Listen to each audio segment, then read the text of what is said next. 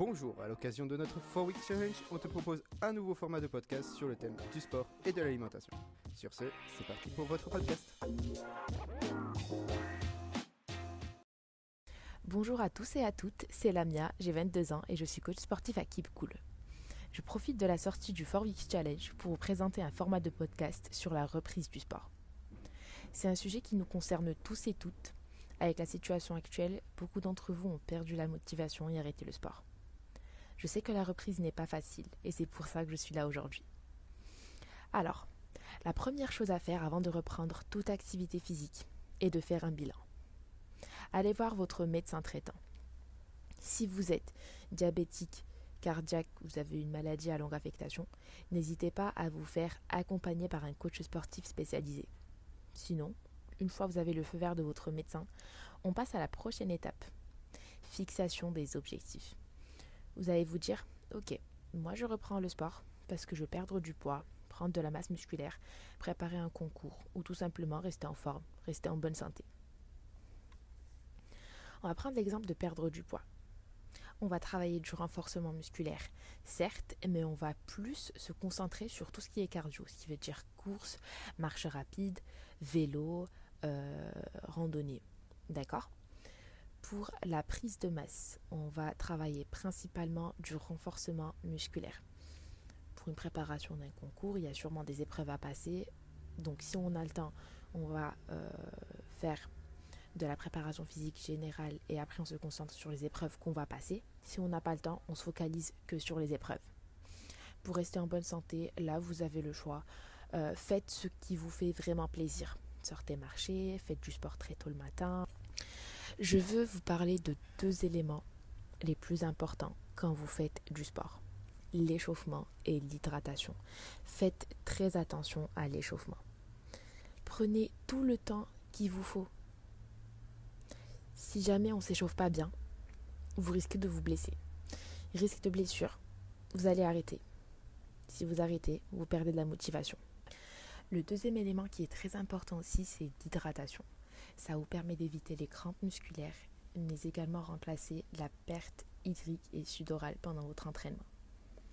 Il faut faire très attention à votre reprise d'entraînement. Il faut vraiment reprendre progressivement.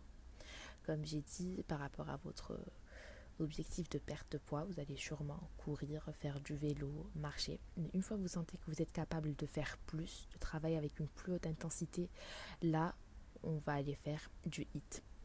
C'est un entraînement à haute intensité. On va enchaîner plusieurs exercices et de renforcement et de cardio avec une toute petite récupération ou sans récup. Pour la prise de masse, on va faire du renforcement, certes, mais à ce moment-là, quand on se sent à l'aise avec notre poids de corps, on va faire avec la résistance, soit avec élastique ou avec de la charge. Je sais que reprendre le sport n'est pas facile et c'est très dur de garder la motivation. Et pour ça, je vous propose alors soit des entraînements à plusieurs. Ne vous entraînez pas seul. Entraînez-vous à 2, à 3 ou avec un groupe de personnes ayant les mêmes objectifs que vous. Ça va beaucoup vous aider à garder votre motivation. Diversifiez les endroits d'entraînement.